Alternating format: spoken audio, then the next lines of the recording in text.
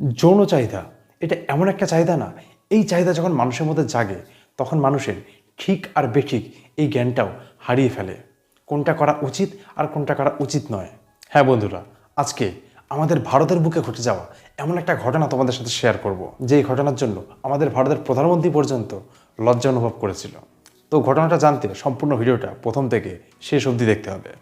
নমস্কার বন্ধুরা, আমি অরিন্দম আর আপনারা দেখছেন আরডিএম ক্রাইম, যেখানে শুধুমাত্র সমাজে ঘটে যাওয়া যে কোনো সত্য ঘটনাকেই তুলে ধরা হয়। আর তোমরা যদি এরকম ধরনের ঘটনা শুনতে ইন্টারেস্টেড হও তাহলে অবশ্যই চ্যানেলটিকে সাবস্ক্রাইব করে এই চ্যানেলের সাথে যুক্ত থাকতে পারো। তো বন্ধুরা, কিছু ব্যক্তিগত কারণের জন্য বেশ কিছুদিন ভিডিও আপলোড করতে পারিনি, বাট এখন থেকে কন্টিনিউ ভিডিও আসবে, আর এর জন্য তোমাদের সাপোর্টটা কিন্তু প্রচণ্ড প্রয়োজন। তো যাই হোক, এবার ফিরে আসছি ভিডিওর মূল পর্বে। একটা খুব সুন্দর কাপল ছিল যারা সমস্ত দেশ বাইকে করে ঘুরে বেড়াতে পছন্দ করত। তারা না হলেও 50 থেকে 60টা দেশ বাইকে করে ট্রাভেল করেছে। তারা ছিল হচ্ছে হাজব্যান্ড অ্যান্ড ওয়াইফ। তাদের এটাই ছিল হচ্ছে প্যাশন, এটাই ছিল তাদের হবি। প্রায় গত 6 বছর ধরে 2018 থেকে শুরু করে 2024 পর্যন্ত প্রায় 50 থেকে 60টা দেশ তারা কভার করেছে শুধুমাত্র বাইকের দ্বারা। এরপরে লাস্ট তারা ট্রাভেল করে হচ্ছে ইন্ডিয়াতে। 1 মার্চ 2024 তারা ইন্ডিয়ার ঝাড়খণ্ডের ওপর দিয়ে ট্রাভেল করছিল এবং তাদের ট্রাভেল করতে করতে সন্ধ্যা হয়ে গেছিল। তখন তারা ভাবলো এই সন্ধ্যাবেলা করে আর যাবে না, তারা যে কোনো একটা জায়গাতে রাতটা কাটিয়ে নেবে এবং পরের দিন সকালবেলা তারা আবার বেরিয়ে যাবে। তো এই ভেবে ঝাড়খণ্ডের ডুমকা জেলায় রাস্তার পাশেই একটা জায়গাতে তাঁবু খাটিয়ে তারা ভাবলো সেখানে সেই রাতটা কাটিয়ে নেবে। তারা তাঁবু খাটিয়ে বাইক দুটো সামনে রেখে তারা তাদের মতো রয়েছে। এইবার যেহেতু সেটা একদম পুরো গ্রাম এরিয়া, তো গ্রাম এরিয়ায় দুটো মানুষ বাইরের দুটো মানুষ ওইভাবে তাঁবু খাটিয়ে রয়েছে লাইট জ্বালিয়ে, সামনে আবার দুটো বাইক দাঁড়িয়ে রয়েছে। তো যাই হোক, গ্রামের 4 জন মানুষ সেটা ফলো করেছে। এবার ফলো করার পর তারা সেখানে এগিয়ে যায় এবং তাদেরকে জিজ্ঞেস করে তারা কোথার থেকে এসে, তাদের নাম কি। এবার সমস্যা হলো তারা ছিল হচ্ছে ফরেনার, তাদের ভাষা ছিল হচ্ছে স্প্যানিশ, তারা ইংরেজিও ভালো করে বলতে পারে না। আর যে ঝাড়খণ্ডের যেই লোক, তারা না ইংরেজি বোঝে না তাদের ভাষা স্প্যানিশ।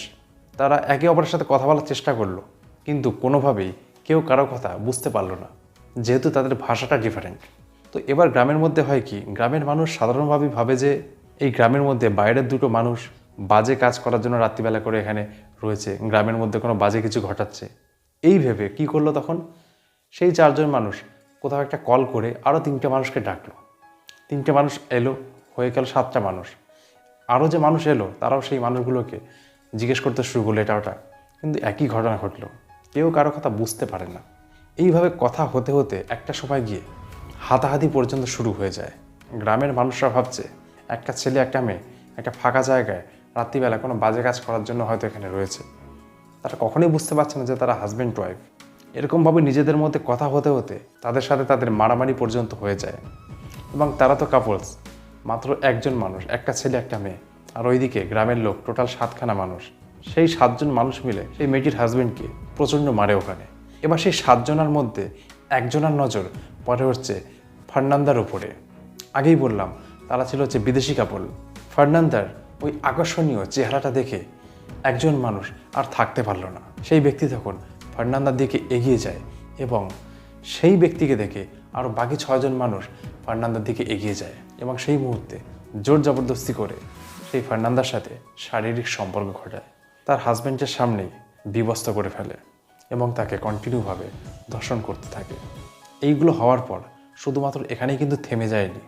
এরপর তাদের কাছে যা যা জিনিস ছিল, তাদের মোবাইল এবং ফার্নান্দার হাতে একটা ডায়মন্ডের রিং ছিল, সেটা পর্যন্ত তারা নিয়ে নেয়।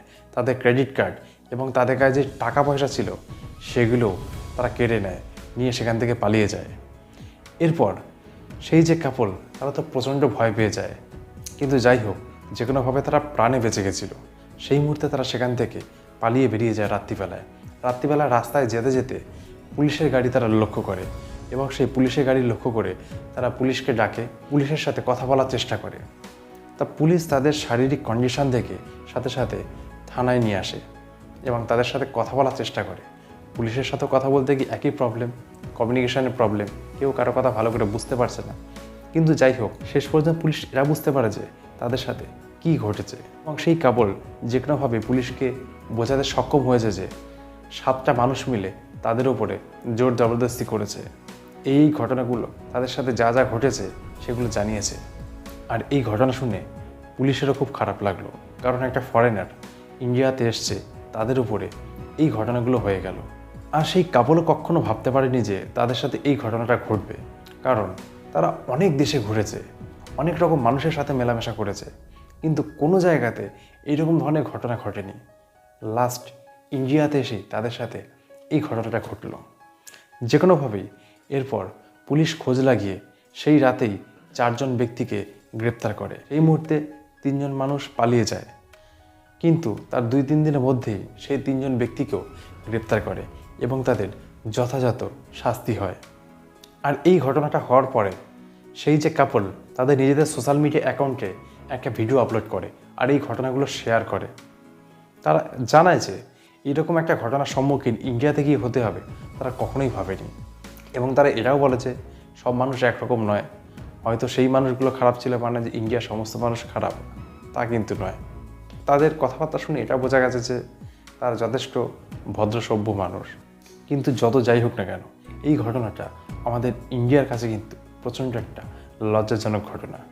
কিন্তু একটা কথা এখানে না বলে থাকা যাচ্ছে না, যে সমস্ত মানুষরা এই সমস্ত ঘটনাগুলো ঘটাচ্ছে বা যে সমস্ত মানুষদের মনে এই ধরনের চিন্তাভাবনাগুলো রয়েছে, তাদের মাথায় কিন্তু একটা কথা রাখা দরকার, সেই সমস্ত মানুষদের ঘরে কিন্তু মা বোন রয়েছে, তাদের সাথেও যদি এমন ঘটনাটা ঘটে তাহলে কেমন হবে। তো যাই হোক বন্ধুরা, আজকের ঘটনাটা এটুকুই ছিল। আবার খুব শীঘ্রই দেখাবো অন্য একটা নতুন ঘটনার সাথে। ততদিন ভালো থাকবেন, সুস্থ থাকবেন। ধন্যবাদ।